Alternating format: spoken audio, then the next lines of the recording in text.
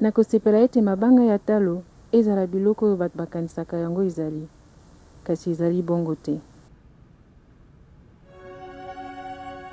One of the great ironies is a diamond's representation of love, purity, and devotion, while in reality, diamonds are born of hardship, brutality, and suffering.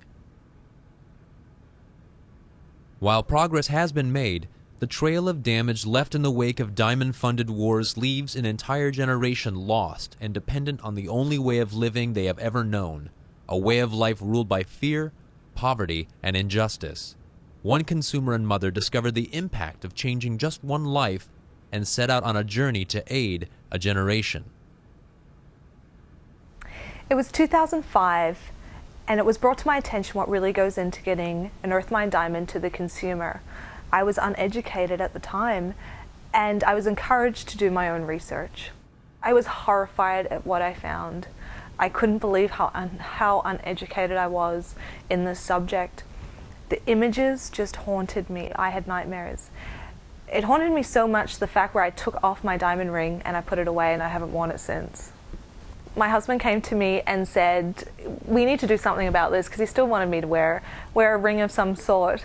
So then I decided I needed to research this some more and maybe look for an alternative. I wasn't going to wear a natural diamond again. I started just at my local mall, went round to all the jewelers and asked them questions about where their diamonds came from, were they conflict free, how did they get them, all these questions. The response I got was just very disappointing. A lot of people didn't even know where their diamonds came from. A lot of people didn't even know at the time what a conflict-free diamond was. And I found like I was educating them. Their diamonds just seemed to magically appear in their store. That was one response I got. The second response I got was the people telling me, don't worry, you don't need to worry about that. Just, look over here, look at these other gorgeous rings we have. And that just made me mad. There was the response about the Kimberley process too. That was very new at that time. And then asking, well, what is the Kimberley process? A lot of people didn't know. It was just something to say if you asked that question. It was just a term they used to hide behind. I did my own research about the Kimberley process.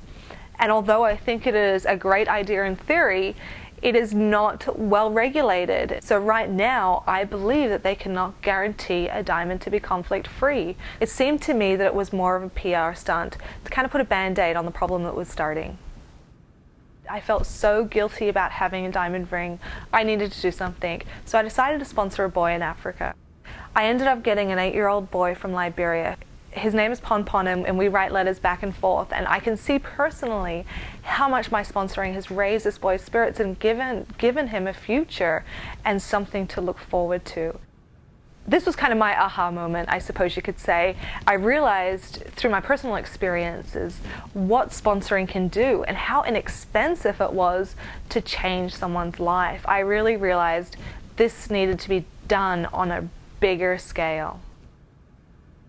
Kitoko ya bomo ezali ete atako tokoki kobongola makambo maleka, tokoki komona makambo yango, kososola tina nini makambo yango elekanaki, koyekola mpona yango mpe kobongola mitema, po ete tolekisa ngonga nyonso ya bomo na biso te na baregret, motema pasi, kobanga tokanda, kasi na mayele, na boyokani mpe na bolingo. I know of family heads that will leave their families to look for diamonds, sometimes for months, and sometimes they would never come back. If they did make it back, they would have many horror stories. If they find a diamond, sometimes they would swallow it so that no one would take it from them. Then they would go sell it to the local towns, where buyers would be waiting. The buyers don't care where the diamonds come from, and the sellers just need the money to survive. Eastern Congo used to be the most peaceful part of the Congo. Now, rape is endemic, commonplace. If there weren't so many natural resources, the war couldn't keep going. But since there are resources, they can be traded for guns and money. Everything is so chaotic with the war. If you have money, you can do whatever you want.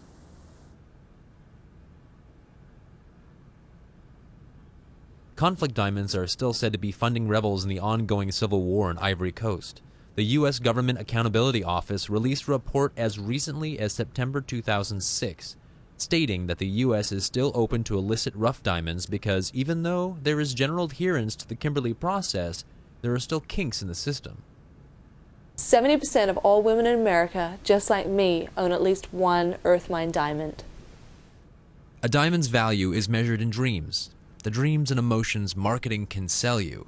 However, there is no legal way to develop a diamond's value. I needed to bring a diamond alternative to the world that was acceptable. Obviously, at the moment, any diamond alternatives on the market aren't changing consumer demands. So we had to go to the next level and find that. Second of all, I needed to give back. We needed to start sponsoring on a larger scale and give back to these people that have suffered so much already of what earth mine diamonds have done to their society and the earth. Well, the first part, to find a diamond alternative. I searched the world. I got samples from everybody who claimed to have these magnificent diamond alternatives. But I couldn't take it on face value. I sent it to a lab and they tested them for me and told me exactly what they were. It took a long time. Most of the diamond alternatives that came back were just some form of cubic zirconia.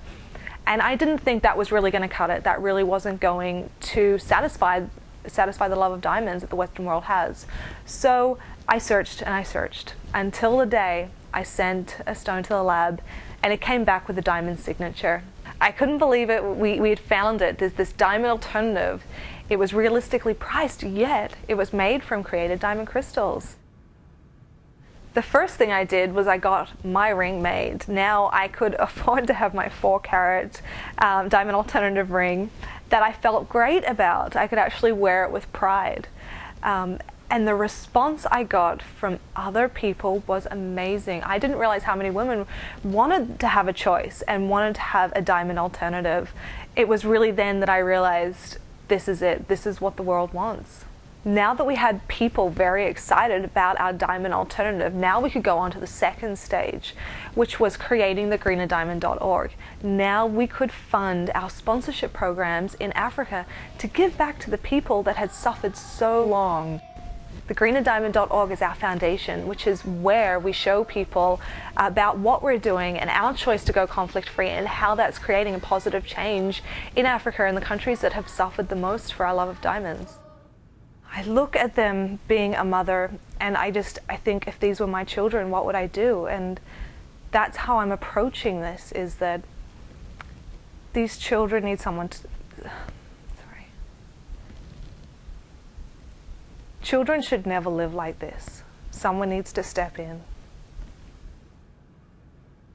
Bolingo pe motema mawa ezali biloko tosengeli kozala na yango mpona bomoi ya mikolo nyonso. Soki tozangi yango, bomoi esili. At thegreenerdiamond.org, we're bringing the beauty of love back to diamonds. We're giving people the choice to end needless suffering.